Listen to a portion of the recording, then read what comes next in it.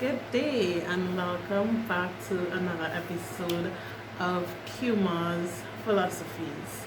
As you all will know, QuMa's Philosophies is my reinvented book review corner because of the way things were lined up. It couldn't exactly proceed the way I wanted it to. So instead I am sharing it's QuMa's Philosophies. So as usual, I have my notebook with my principles ready to share with you. And something I wanted to explain with philosophies, I looked up the definition of a philosophy, which I find is the perfect name for what I'm trying to do here. Philosophy is a theory or attitude that acts as a guide or as a guiding principle for behavior. So I shared it. As I would have previously stated, I would share 3 principles every episode, and usually it's based on 3 books. So usually 3 books, 3 principles, and that is a season of QuMa's Philosophies. So QuMa Philosophy is basically what I got from it and what I would continue moving forward. So this is the last episode on the first season with the first 3 books, so it's a kind of a bittersweet moment for me, but at the end of it all, I just want everybody to remember why I'm doing this. This is to normalize, to promote, and also so much so to encourage reading. I want to encourage reading because it's a good thing. Give it a chance. So now on to the principles I've encountered this week. Firstly, Dr. Onyango urged black people, especially so African Americans, to stop the victim mentality while still acknowledging that slavery is part of our history, but it was so much more than that. Thinking of it like, in a sense, our people were victims of colonization, which led to the first and largest Holocaust in the history, leaving millions of our ancestors at the bottom of the ocean. As a people, we are so much more. We are one of the most sophisticated races, responsible for numerous wonders such as mummification of the dead, language such as their hieroglyphics, artwork, their education, their power, because Egypt was huge, and most notably their architectural structures. And this is architectural structures without the kind of technology we have today where machines could put up the pyramids. They did that before machines could. So this is impressive. This is pretty impressive. And he spoke about that, we could bask in our greatness and our excellence and stuff like that. So as a people, it is impressive. So while it was unfortunate and sinister that it occurred, slavery being brought across, especially to America and all the other countries, and in our Caribbean history, it's a little bit more sad because I think Africans would have been traded for, they would have given the people back in Africa pots and pans and knives and I think maybe even guns. Yeah, that was the worth of the people then. So, so while it was unfortunate and it was sinister that it occurred, we need to do better to ensure that it doesn't happen again. So we acknowledge, we understand, and just ensure that we make our ancestors proud. At the end of the day, it did happen. We're not going to deny that it happened. And it's just like trauma. You can't just say, well, get over it. I'm not saying that at all. But we move accordingly. We move smartly. The point was, don't stay in the victim mentality. And even recently in an interview, when they asked Kanye West about how does he respond when people say, he abandoned the culture and he abandoned the community and stuff like that. And he said one of the main issues is that black people like to play victim. They have a victim mentality. And he also said, coupled with the victim mentality, he mentioned that black people like flash and flare. So he was referring to a certain car. He said they want cars and girls and alcohol and gold, and not thinking about something more substantial such as land and things of this type. He mentioned these in the interview, and these are prime issues that face the black culture, the black community. And if this can even slightly be changed, if this can be changed for the better, like even slightly, our race has a very potentially bright future ahead. Thinking more on the prize than for right now, right here, right now. Things like these are issues, but I am so thankful that I see the positive in relatives that are around me, and I am happy that I have these people around me encouraging me in the right direction, because I would have relatives that would be more business oriented or land oriented, or trying to make sure they own property and own stuff like that. And I'm grateful for that. I'm grateful to have the influence around me that I could know, yes, this is what I want, this is what I want to get done. I'm not really influenced by what was typical then, and people are working on making it better and coming out of the stereotypes of wanting the flash and flare and girls and cars and all these things, and focusing more on things. So we need to do better. It happened. We are not excluding them, we are not exempting them, it's nothing like that, but there is something after it. There's life after it, and not to fall victim to still have that mentality.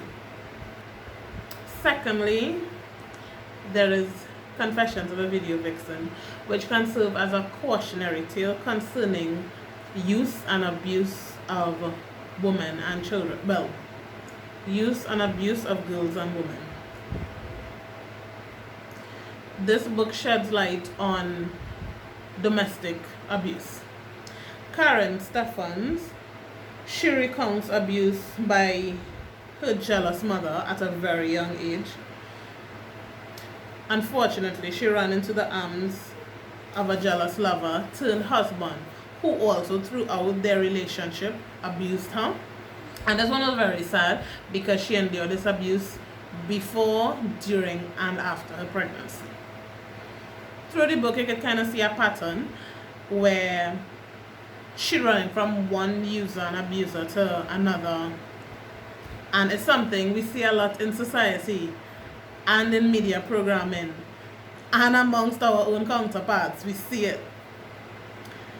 She found comfort in men in Hollywood who ultimately used her as well, and in drugs and alcohol. And there is a lesson to be learned from all of this. You need to be careful and mindful that you're not repeating yourself or getting into the same trouble or instances that you would have previously gotten yourself into. The same pattern of use and abuse of girls and children continue to the third title, which is Naked. In Naked, black women bear all about their skin, hair, hips, and lips. One brave woman recounted her story of sexual abuse that started at the tender age of 6 or so. 6. By a male relative, and this went on for years. She endured terrible ordeals over the years, and which produced her first pregnancy at age 11.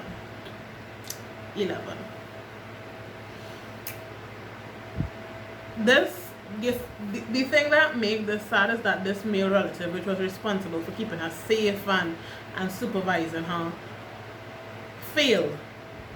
Ultimately, he failed, and he violated her at a very innocent stage in her life. And it is even more sad when you consider that even the females in the household didn't believe her. This is a tragic tale that is all too familiar, and it happens way too often. Because according to journalistresource.org, 19.7% of women are molested before the age of 18. So when you think about that, that's like one-fifth of the women are molested before the age of 18, and these are just the reported cases. However, the woman in this particular story, she was not really able to bounce back after that experience. So she even claimed that after having several kids, she never really enjoyed sex or get to appreciate sex or appreciate her body or anything like that, because she was basically shoved into a situation that she had to deal with. Up to when this book was published, Naked was published, she was in jail serving time for killing a man who again she was trying to defend herself against him. Clearly, the consequences or repercussions don't always fall on the perpetrator, but on the victims. Even if you want to believe that karma is real, I wouldn't dispute that karma is real or karma is fake, but sometimes bad things happen to good people and bad people will succeed, and that's life. But as I said, books enlighten you, book shows you certain things you might not have seen on your own, and this kind of gives you a looking glass or binoculars into something that you think you knew, you have an idea about it, but you didn't quite fully know it. So this gives you that. So any of these stories could be your experience currently.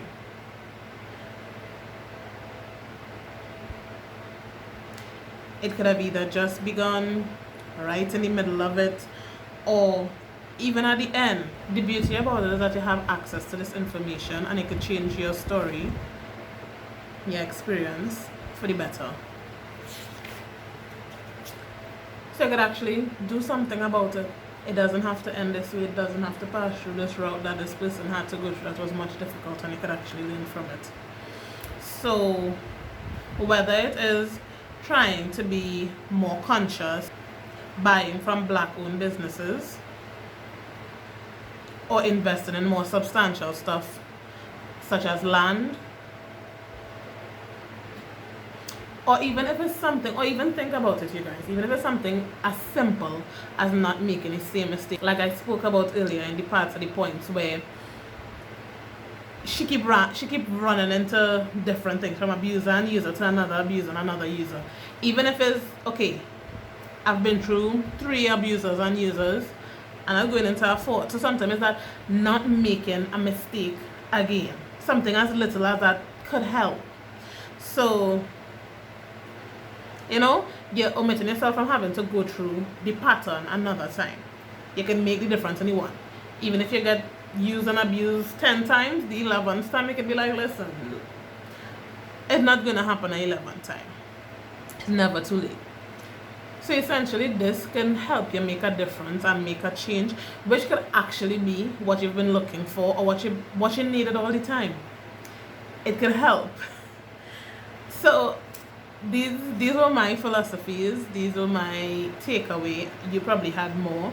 There's so much more. So I encourage you to still go on and get the books and read them. They were a really good, informative read.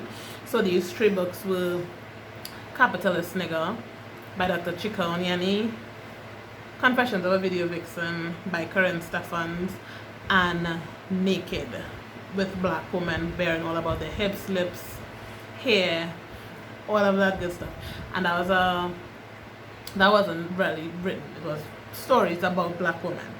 So there isn't one writer, but I think it was at a publisher or something by Akiba Solomon. So my first 3 books will focus more on black consciousness or black awareness spectrum, which helped me get into the reading better because it's something that kind of tickled my fancy, like, oh, okay, cool. So it was much easier for me with these first 3 books. So I want to thank you. This is my first season of setting up this so I could tell you what I learned. And not learn so much to say like actually reviewing a book, but to encourage reading. So that's it for now. Until I see you next time, whether it's on QuMa's health or hair or philosophies or anything like that. Keep safe, keep healthy, and keep reading. Bye.